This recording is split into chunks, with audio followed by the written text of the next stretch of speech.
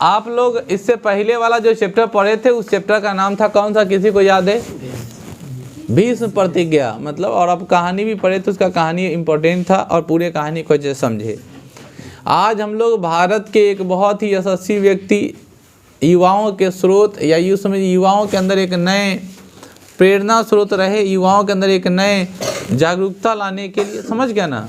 चाहे युवा उनको देखकर, यूथ जो है उनको देखकर अपने अंदर बहुत कुछ सीखने की कोशिश करता है, वैसे व्यक्ति के व्यथा के बारे में एक छोटी सी कहानी पढ़नी है आपको। इस छोटी सी कहानी का नाम कौन सा है? स्वामी विवेकानंद व्यथा। व्यथा का अर्थ है स्वामी विवेकानंद के साथ कुछ घटना हुआ, उस घटना का एकदम छोटा सा घटना आपके सामने प्रस्तुत किया गया है। बात समझ रहे हो?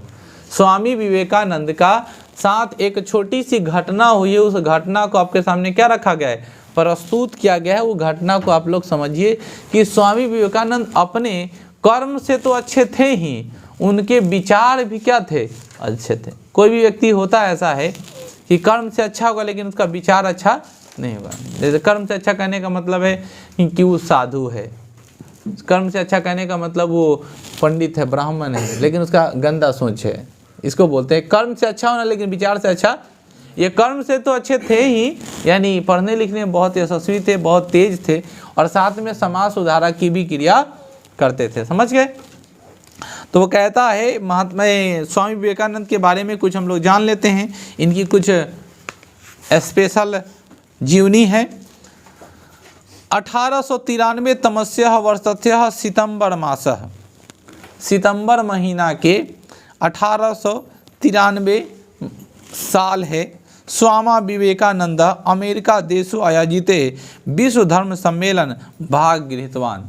कहानी इस प्रकार शुरू होता है कि 1893 ईस्वी में अमेरिका में विश्व धर्म सम्मेलन का आयोजन हुआ था, और उसमें भाग लेने के लिए कौन गए थे? स्वामी विवेकानंद। सुनाई दिया सबको? मैं बोल रहा हूँ कि 1893 के सितंबर महीने में स्वामी विवेकानंद अमेरिका के विश्व धर्म सम्मेलन में क्या करने लगा? भाग लेने गए। तस भाषान कृति सर्वत्र प्रस्तुता जाता। यह वही जगह है जिस जगह पे अलग अलग लोगों को अलग अलग टॉपिक मिल रहा था भाषण देने के लिए। जैसे इसको कमज़ोर आदमी है, चाहे इससे थोड़ा पक्षपात है, इसको हम दे दिए गाय पर बोलो तो धड़ाधड़ बोल देगी। गाय गोबर देती है, गाय के 4 गो बच्चा होता है, सॉरी गाय के 4 गो पैर होता है, ठीक है ना, गाय के एगो पूँछ होता है ना, एगो नाक होता है, ये सब लिख देगी, बोल देगी। लेकिन हम उसको कोई टॉप बोलेंगे, चिंपैंजी बोल दिए, चाहे कोई ऐसा टॉप टॉपिक बोल दिए, दुश्मनी है, अब बोला से नहीं देगा, कथी बोलेगा पता नहीं। तो भारत की जो व्यथा है, भारत से तो सब जलता है ना। तो जब भारत का बारी आया ना, तो स्वामी विवेकानंद को बोला तुम 0 पर भाषण दो। किस पर भाषण दो? अरे भाई 0 पर क्या बोलेगा? तुम कितना देर बोलोगे? 0 गोल है, 0 कोनो संख्या के आगे लग जाता है तो बढ़ जाता है, आगे लगता है तो घट जाता है। यानी टॉपिक ही अजीब मिल गया। शून्य पे कोई भाषण कितना देर, ना कोई आदमी है, ना कोई किसी से उसका संबंध है कि बोला जा सके। लेकिन स्वामी विवेकानंद ने इस चीज़ को बहुत अच्छे से हैंडल किया, और उनका जो भाषण है, उनका जो भाषण वो सभी जगह प्रस्तुत जाता, मतलब सभी जगह पसर गया, फैल गया। लोग जो है उसके तरफ आकर्षित होने लगे। लोग बोले अरे कितना अच्छा विद्वान आदमी आया। कहाँ ये सब बात हो रहा है? अमेरिका में। अमेरिका निवसांति तत् अत्यंत आकर्षित जाता। तब अमेरिका का आदमी सब जो है स्वामी विवेकानंद के तरफ आकर्षित हो गया कि इतना टफ टॉपिक इसको मिला, फिर भी बड़ी आसानी से क्या कर दिया? भाषण दिया। लोग अपने भाषण के तरफ क्या कर लिया? आकर्षित किया। कौनचित अमेरिका दंपति स्वामी विवेकानंद स्वगृह पति निमंत्रण वर्तते अस्माकं गृही भोजनम सेवः विश्राम स्वीकार च वयम अनुगृहीता। तब अमेरिका में रह रहे दंपति का मतलब समझते हो? ठीक है, दंपति का मतलब समझ में आता है सबको? दंपति का अर्थ होता है पति और पत्नी। दंपति का अर्थ क्या होता है? पति पत्नी। माने उसी धर्म सम्मेलन में सुनने, ऑडियंस नहीं समझते हो। जैसे हम अभी भाषण दे रहे, लेक्चर दे रहे, और तुम लोग इसको लोक रहे, ये समझ लो देहाती बात है, हम फेंक रहे हैं, तू लोक रहे। तो अगर हम फेंक रहे हैं तो हम जो है वक्ता है, और तुम लोक रहे तो तुम श्रोता हो। अंग्रेजी में श्रोता को ऑडियंस कहते हैं। बात समझ में? जितने सारे ऑडियंस है जो सुनने वाले हैं, श्रोतागण, ठीक है ना। अगर तुम्हारे बातों को खूब अच्छे से सुनता है आनंद लेता है, मज़ा लेता है, तो लगता है कि ओ हम बोल रहे हैं तो उसमें कुछ पावर है, और सुन रहे हो, कुछ बोल रहे हो, वो उन्हें ताक रहा है, उन्हें माछी मार रहा है, ठीक है ना, क्या समझे, कुछ नहीं समझे। तो ऑडियंस, इनके अंदर जो क्षमता थी उसी में सभी लोग के जगह, अरे कितना अच्छा भारतीय आया है, देखो ये लाल पूरा पगड़ी रखा हुआ है, पूरे ऊपर से नीचे तक गेरुआ वस्त्र धारण किए हुआ है ना, और भाषण देता है मानो इतना पढ़ा लिखा आदमी। अमेरिका के लोगों में चर्चा होने लगी, तभी भारतीय मुल्क के व्यक्ति जो अमेरिका में रहते हैं, दुनिया का एकमात्र ऐसा देश जिस देश में सबसे ज़्यादा भारतीय रहते हैं विदेश में, वो देश कौन सा है? अमेरिका। सबसे ज़्यादा वहाँ पे लोग रहते हैं, इतना ज़्यादा वहाँ पे डिमांडिंग है, ठीक है ना। और यूँ ही बता दें, अमेरिका को विकसित करने में, अमेरिका को आगे बढ़ाने में भारत के ही टॉपर्स का हाथ है। जितने सारे अच्छे अच्छे लोग होते हैं वो कहाँ चले जाते हैं? भारत से पढ़ेगा, टॉपर बनेगा, आईआईटी टॉपर बनेगा नहीं, और फिर कहाँ चला जाता है? विदेश में चला जाता है, अमेरिका चला जाता है, और अमेरिका की अर्थव्यवस्था को मजबूत करता है। अगर वही लोग भारत में रहें, ठीक है ना। लेकिन भारत की संविधान ऐसी है, भारत में हर चीज़ को कॉपी किया जा सकता है और आप स्वतंत्र, आपको जहाँ मने वहाँ जा सकते हैं। लेकिन किम जोंग का जो पगला का जो अथी है देश, नॉर्थ कोरिया, ठीक है ना, साउथ कोरिया, वहाँ तो उसका जैसे है ना, उसका जैकेट का कॉपी कर लिया था ना, तो बैन कर दिया था। उसके कोई है क्या आज? क्यों है तुम? हाँ आज तो बंद है ना, तुम लोग का बंद है संडे। तो हम बता रहे क्या कि जो है ना, वो अपना जैकेट्स को भी बैन कर दिया कि तुम अगर मेरे जैसा अगर जैकेट कराओगे, बाल अगर मेरे जैसा डिजाइन अगर काट दिया कोई, ठीक है ना, तो उसका दिन खराब है। बात समझ में? ऐसा ही था आदमी। और यहाँ तो सलमान खान निकालता है बयान, बेला तो 50 को सलमान खान पैदा ले लेता है, नहीं बीच मांग, तेरे नाम बीच मांग, कटोरा लेके भीख मांग, कटोरा लेकर भीख मांगता है, बीचे मांगता हम फाड़ दे रहेगा। ये सब ये तो झुलपी कर ले। अभी थोड़ा लड़का सब में ये बात है कि थोड़ा मोड़ा फैशन में ही सही, लेकिन कम से कम बाल छोटा छोटा का तो क्रेज चलिए गया। कम से कम इनने से तो छोट छोट रखता है बगल, भले ही बाद में बड़का जगह भूता लेकर रखे, खोपा लेकर, वो अलग बात।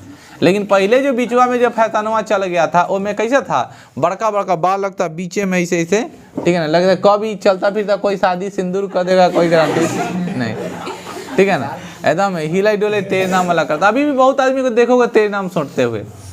उस समय फिल्म आया था सलमान खान का तेरे नाम, तो कॉपी पेस्ट होता है यहाँ पे। और अमेरिका में वैसे लोगों को देखा, भारतीय लोग देखा, और उनके अंदर जागरूकता जगह कि और स्वामी विवेकानंद है, मुझे मेरा जो है मन जो है बड़ी हर्षित हुआ। वहाँ पे उसको बहुत ज़्यादा गर्व हो रहा था, नहीं कि भारत का आदमी आया अमेरिका में, लोग कितना अच्छा करा कि भारतीय कितने अच्छे होते हैं। वही दंपति जाता है, प्रस्ताव रखता है कि स्वामी जी आप मेरे घर चलिए, आज मेरे घर पर भोजन कीजिएगा और विश्राम कीजिएगा। प्रस्ताव रखा, वही कहता है कि अस्माकम गृहे, मेरे घर पर भोजन सेवनेन, मतलब भोजन लीजिए, सेवन कीजिए, विश्राम स्वीकार, आप विश्राम भी कीजिएगा, आप स्वीकार कीजिए मेरा निमंत्रण, है ना।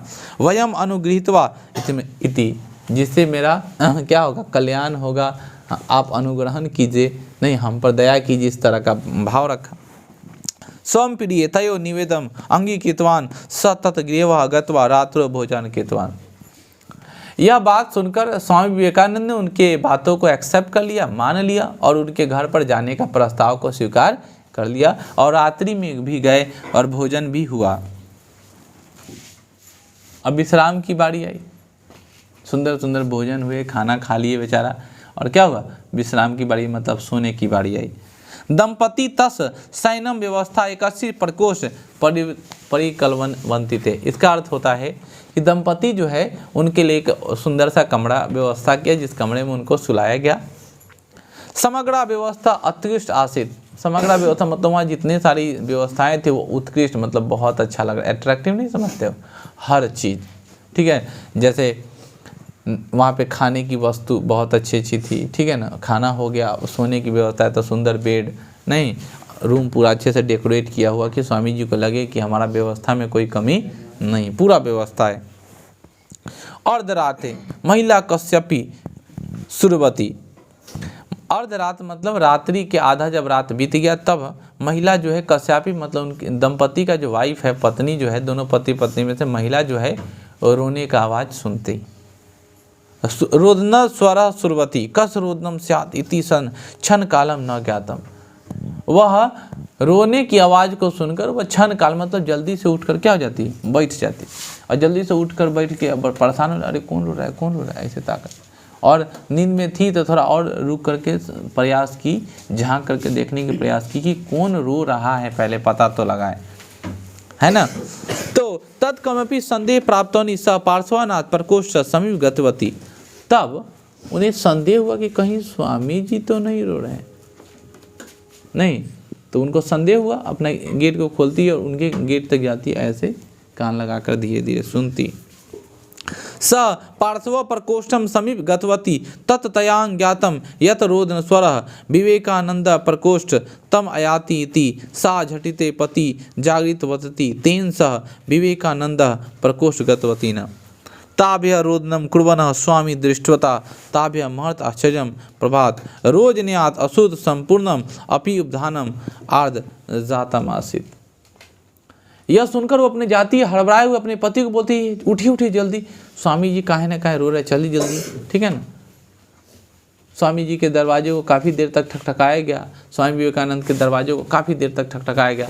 ठकठकाने के बाद क्या हुआ, दरवाज़ा खोले तब तक देख रहे थे महात्मा जो है वो स्वामी विवेकानंद लहू लुहान थे, मतलब बहुत तेज़ी से रो रहे थे। वहाँ पे ये दोनों डर गया, और डर इसलिए गया कि मैं जिस व्यक्ति को, इतनी बड़ी व्यक्ति को मैं अपने घर पे लाया, हो सकता है कहीं कोई व्यवस्था में कमी हो गया हो। नहीं, दोनों हाथ जोड़ के खड़ा हो गया और वही बोल रहा है कि उपदानम आज जातम अस्ति स्वामी कर्म अस्माकम व्यवस्था कुमपि दोषम वर्तते। स्वामी मेरे कोई व्यवस्था में कोई दोष हो गया क्या, हम आपको बुलाएं और आपको जो व्यवस्था देना था क्या हम वो नहीं दे पाए, इसलिए आप नाराज है, रो रहे हैं। किमर्थ रोदनम यदि व्यवस्था कुमपि दोष स्याति क्षणत्वा वयम इति वक्त्वा गिरे स्वामी। कहिए अगर व्यवस्था में हमसे कोई टूट हो गई है, त्रुटि हो गई है, कोई कमी हो गई, तो मैं तुरंत से वैसी व्यवस्था क्या करता हूँ, कर देता हूँ। हालांकि उनसे ये सवाल नहीं पूछनी चाहिए। कोई सियाना आदमी व्यवस्था के लिए रोता है कि वो गलिया लेगा, ठीक है ना, मन में मने बुदरा देगा, कैसन नहीं, लेकिन वो रोएगा नहीं। बात समझ में। हम लोग के सामने खाना उना देखते हैं, हम लोग को खाना अगर अच्छा नहीं लगता है तो हम लोग डायरेक्ट एक्शन लेते हैं, बोलते ना खाओ, हटाओ। सियाना आदमी है तो बुदुर बुदुर करता रहेगा, ठीक है ना, लेकिन चुपचाप क्या करेगा, खा लेगा, बाद में जाकर कहे तो रोएगा नहीं। सियाना आदमी रोते देखते हो कि छोटा छोटा बात पर लगा सियाना आदमी रोए, अगर उस तरह रोएगा तो वो बोले अरे कैसन आदमी है यार, ये तो बेकाम के रोने लगता है। बात समझ में। ये देखो क्या कहता है, सो सुनो। तत् आयंगन दृष्टता विवेकानंद क्षण काल दिग्भ्रमान स्वरोदनाम ताप दृष्टम इतम कजिता लज्जा अपि। कहते हैं स्वामी विवेकानंद कहते हैं कि आप ऐसा बात बोलकर आप हमें लज्जित ना करें, आप मुझे शर्मिंदा ना करें, ठीक है ना। आपकी व्यवस्था में कोई कमी नहीं थी। साधारण सी बात है कि हम लोग जब किसी भी व्यक्ति को अपने घर में ले जाते हैं उससे पहले हम लोग व्यवस्था कर लेते। बात समझ में। जैसे मान लो कि अगर सौरभ का जो अगुआ आ रहा है तो 4-5 किस्म का आइटम आ जाएगा। मतलब आइटम कहने का मतलब समझना, दूसरा बात, आइटम कहने का मतलब खाए वाला सामान, ठीक है ना। ऐसा नहीं कि नाच व्यवस्था है, ठीक है ना, ये समझना। तो तरह तरह का मिठाई का व्यवस्था हो जाएगा, सब लगेगा खाने ना। लेकिन अगर हम अभी चल जाए तो सब व्यवस्था नहीं मिलेगा। इवन इसके घर पे भी नहीं, मेरे घर पे भी नहीं, आपके घर पे भी नहीं, ये सब चीज़ तो नहीं होता है, क्योंकि हम लोग पहले से पता कर लेते हैं कि क्या है, गेस्ट आता है। लेकिन पहले के ज़माने में ये सब चीज़ बड़ी एक्सपोज था। पहले के समय में अतिथि आने का कोई टाइम ही नहीं रहता था, क्योंकि ना उस समय दूरभाष केंद्र होता था, मतलब ना मोबाइल होता था, ना फ़ोन होता था, ना स्टेटस होता था, समझ गया ना। अब पता नहीं लगता था।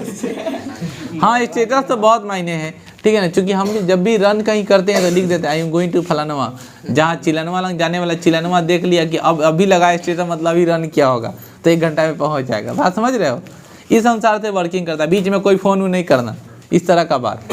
तो पहले के समय में तो ऐसा नहीं था, डायरेक्ट मालूम चला लड़का लोढ़ायल है माटी में, दूरा पर खेल रही है, ये लड़की के देखे जाना है, ठीक है ना। ये बासमतिया दूरा पर लोढ़ा रही थी, चले 2 एकदम हड़बड़ायल कुटुम्ब चला है ना।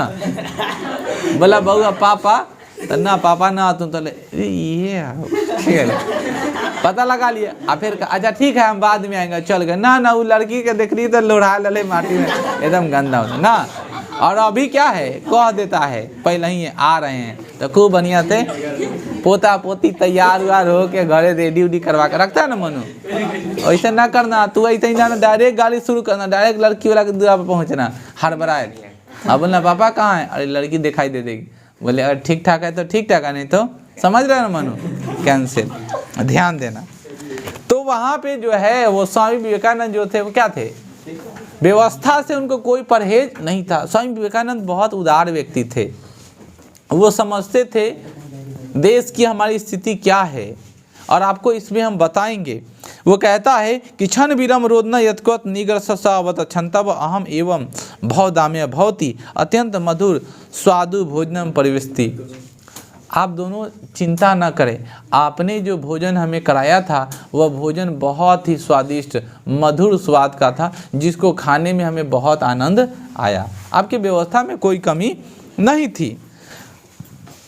सुखदायी अपि व्यवस्था पित्वा समग्र व्यवस्था उत्कृष्ट दोष रहिता च से, आपने जितने सारे व्यवस्था किया था वह सब कैसा है, दोष रहित है, मतलब कोई दोष नहीं, इसमें कोई कमी ही नहीं है, ये बहुत अच्छी व्यवस्था है।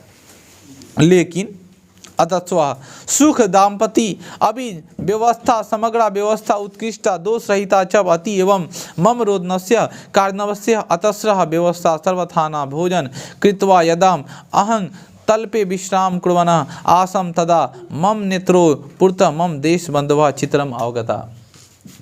जब मैं भोजन करके ये सुंदर बिछावन पर मैं आराम करने गया, विश्राम करने गया, तब मेरे नयन मतलब मेरे आँखों के सामने उस भारत के लोगों का चित्र दौड़ने लगा।